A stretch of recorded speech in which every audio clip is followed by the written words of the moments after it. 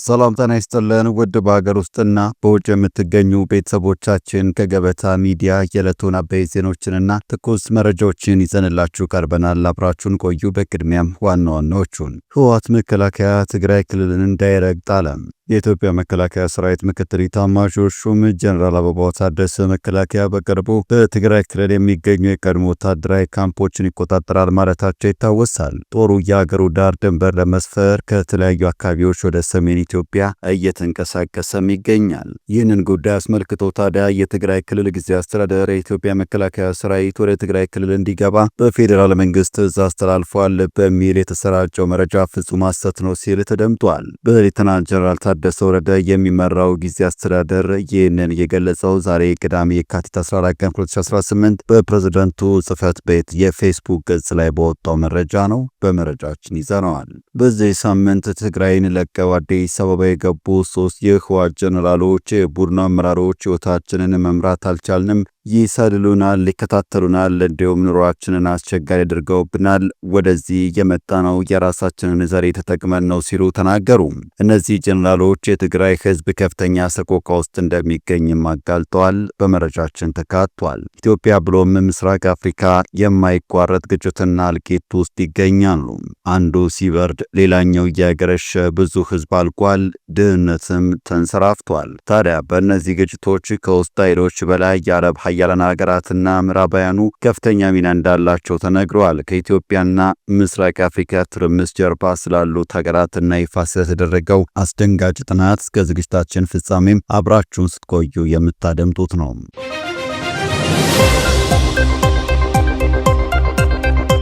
ቻናሉን ሰብስክራይብ፣ ቪዲዮን ላይክ በማድረግ እስከ ፍጻሜ አብራችሁ እንድትቆዩን በአክብሮት እንጠይቃለን። ወደ ቀዳሚ ጉዳይ እናመራለን።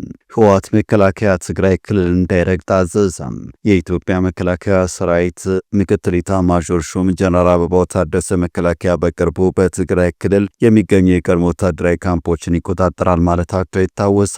ጀነራሉ እርምጃው በአገሪቱ የመከላከያ ተቋም ስር የሚገኙ ስትራቴጂካዊ ቦታዎችን ወደ ቀድሞ ይዞታቸው ለመመለስና የህግ የበላይነትን ለማረጋገጥ የሚደረገው ጥረት አካል ነው ብለዋል። ጦሩም የሀገሩ ዳር ድንበር ለማስፈር ከተለያዩ አካባቢዎች ወደ ሰሜን ኢትዮጵያ የተንቀሳቀሰ ነው። ይህንን ጉዳይ አስመልክቶ ታዲያ የትግራይ ክልል ጊዜያዊ አስተዳደር የኢትዮጵያ መከላከያ ሰራዊት ወደ ትግራይ ክልል እንዲገባ በፌዴራል መንግስት ትዕዛዝ ተላልፏል በሚል የተሰራጨው መረጃ ፍጹም ሐሰት ነው ሲል ተደምጧል።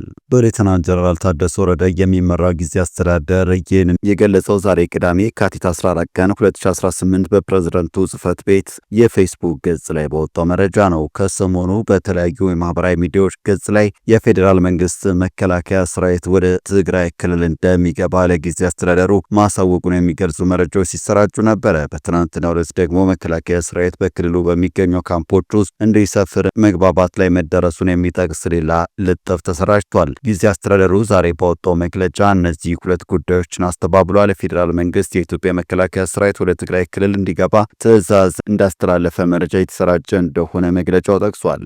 የትግራይ ጊዜያዊ አስተዳደር ደግሞ በቀድሞ የሰሜን እዝ ካምፖች እንዲሰፍር እንደተስማማ ተደርጎም በተለያዩ መንገዶች እየተሰራጨ ነው። የማህበራዊ ሚዲያ ልጥፎቹን የተጣመመና የተሳሳተ ሲል የጠራው ጊዜያዊ አስተዳደሩ ይህንን አይነቱ መረጃ ወደ ህብረተሰቡ የተሰራጨበት ስትራቴጂ ምንጩም ሆነ ሊያሳካው የተፈለገው ግብ ግልጽ ነው ብሏል። የትግራይ ጊዜያዊ አስተዳደር እየተሰራጨ ያለው መረጃ ፍጹም ሐሰት መሆኑን መግለጽ ይወዳል ሲልም አስተባብሏል። የፕሬዝዳንቱ ሌተናንት ጀነራል ታደሰ ጽህፈት ቤት ይህንን መግለጫ የወጣው በፌዴራል መንግስትና በትግራይ ኃይሎች መካከል የተፈጠረው ውጥረት ወደ ግጭት ሊገባ ይችላል የሚል ስጋት በተፈጠረበት ሁኔታ ውስጥ ነው። ጥር ላይ የፌዴራልና የትግራይ ኃይሎች ክልሉን ከአማራ እንዲሁም አፋር ክልሎች ጋር በሚያዋስኑ ስፍራዎች ግጭት ውስጥ ገብተው ነበር። በዚያው ሰሞን አንድ ሰው የተገደለባቸው የድሮን ጥቃቶች በተለያዩ የትግራይ ክልል ከተሞች እንደተፈጸሙ ተገልጿል። እነዚህን ጥቃቶች በተመለከተ እስካሁን ድረስ የፌዴራል መንግስት በኩል የተሰጠ ይፋ አስተያየት የለም።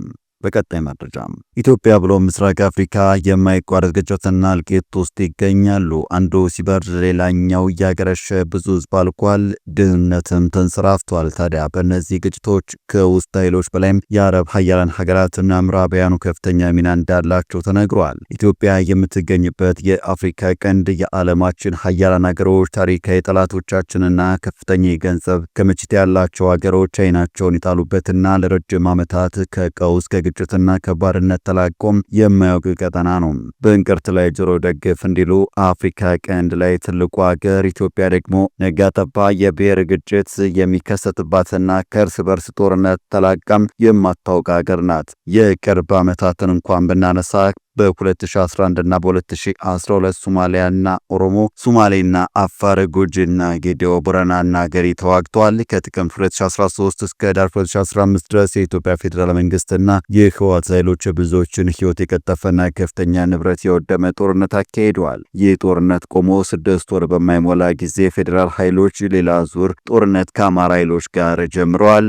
ዛሬ ይህ ጦርነት 3ኛ ዓመቱንም ይዟል። ትግራይና ኦሮሚያ ክልሎች የፌዴራሉ መንግስት የማይቆጣጠራቸውና የታጠቁ ኃይሎች ያሻቸውን ሁሉ የሚያደርጉባቸው ክልሎች ናቸው። ጋምቤላ ድንበር ጥሰው የሚመጡም ኃይሎች ንብረት የሚሰርፉበት፣ ዜጎችን አፍነው የሚወስዱበትና የሚገደሉበት ክልል ነው። ህወሓት ከማዕከላዊ መንግስት ጋር ሲዋጋ ኢትዮጵያ ውስጥ የነበረው የኃይል አስተላለፍና ዛሬ ፌዴራል መንግስትና የአማራ ኃይሎች ሲዋጉ ያለው የኃይል አስተላለፍ በጣም የተለያዩ ናቸው። ህወሓቶች ከፌዴራል ኃይሎች ጋር የተዋጉት እንደገና 4 ኪሎ ለመቆጣጠር ስለነበረም ይህንን የማይፈልግ ኢትዮጵያዊ ሁሉ ከፌዴራል መንግስቱ ጎን ተሰልፏል። ለማስታወስ ያክል እስከ ፕሪቶሪያል ስምምነት ድረስ ከህወሓት ጋር የተጋፈጠውና ከተለያዩ ክልሎች የተሰባሰበው የኢትዮጵያ ኃይል የጥምር ኃይሎችን እየተባለ ነበረ የሚጠራው። የህወሓት ኃይሎች የሰሜን እዝን በተኛበት ጨፍጭፈው ጦርነቱ ከተጀመረ ጊዜ አንስቶ እስከ ፕሪቶሪያ ስምምነት ድረስ የኢትዮጵያ የኤርትራ ኃይሎች ከኢትዮጵያ ጎን መቆማቸውንና ኢትዮጵያን ከትልቅ አደጋ ማዳናቸውን ጠቅላይ ሚኒስትር አብይ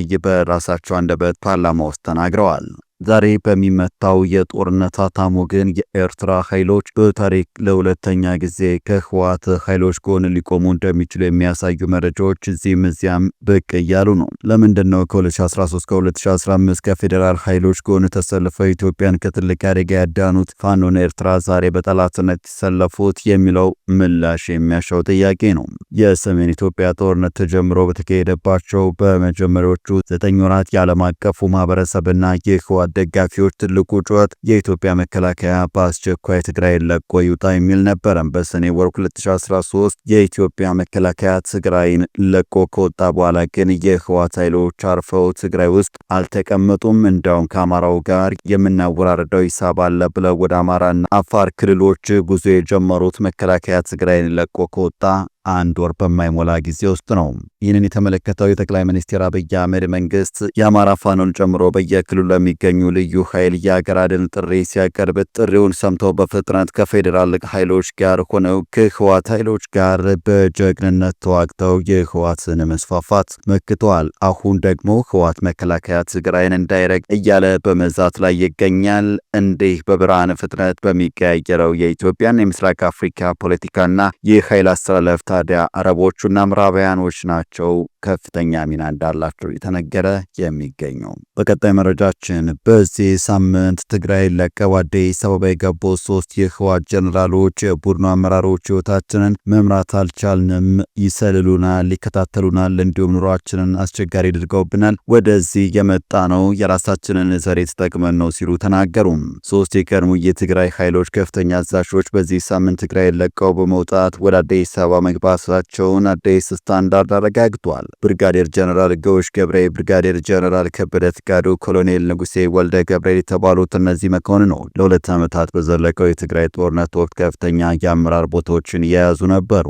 ይህ የተሰማው የፕሪቶሪያው ስምምነት ከተፈረመ ከ3 ዓመታት በኋላ በፌዴራል መንግስቱና በትግራይ ባለስልጣናት መካከል ባልተፈቱ አለመግባባቶች ምክንያት ለሳምንታት የዘለቀው ውጥረት እየተባባሰ በመጣበትና በወታደራዊ ዝግጅቶች እየታጀበ ባለበት ወቅት ነው። ብርጋዴር ጀነራል ገኦሽ ትናንት ዓርብ ዕለት ለአዲስ ስታንዳርድ በሰጡት ቃል 3ቱም መኮንኖች ረቡዕ ዕለት አዲስ አበባ መግባታቸውን አረጋግጠዋል። ህይወታችንን መምራት አልቻልንም፣ ይሰልሉናል፣ ይከታተሉናል፣ እንዲሁም ኑሯችንን አስቸጋሪ አድርገውብናል ያሉ ሲሆን ወደዚህ የመጣነው የራሳችንን ዘሬም ተጠቅመን ነው ሲሉ አክለዋል። ከትግራይ የመውጣታቸው ሁኔታና በአዲስ አበባ ስላላቸው እቅድ ለተጠየቁት ጥያቄ ብርጋዴር ጀነራል ገኦሽ ቀጣይ እርምጃዎቻቸውን በይፋ ከመግለጻቸው በፊት በመጀመሪያ ከሌሎቹ 2 የቀድሞ አዛዦች ጋር እንደሚመክሩም ተናግረዋል። በቀድሞ የትግራይ ኃይሎች ውስጥ 15ኛው ክፍለ ጦር አዛዥ የነበሩ ብርጋዴር ጀነራል ግዑሽ በጥር ወር አጋማሽ በትግራይ ሰላምና ጸጥታ ቢሮ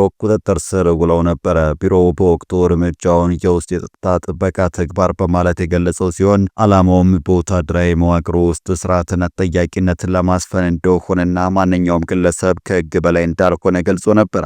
አቃቢ ሕግ በወቅቱ ከጠላት ጋር በመመሳጠር ሰራዊቱን ለመበተን የታለሙ ተግባራትን በመፈጸም ከከፍተኛ ወታደራዊ አመራሮች የሚሰጡ ትዕዛዞችን በመጣስ እንዲሁም የሰራዊቱን አንድነትና ዝግጁነት በማዳከም ወንጀል ከሷቸው ነበር።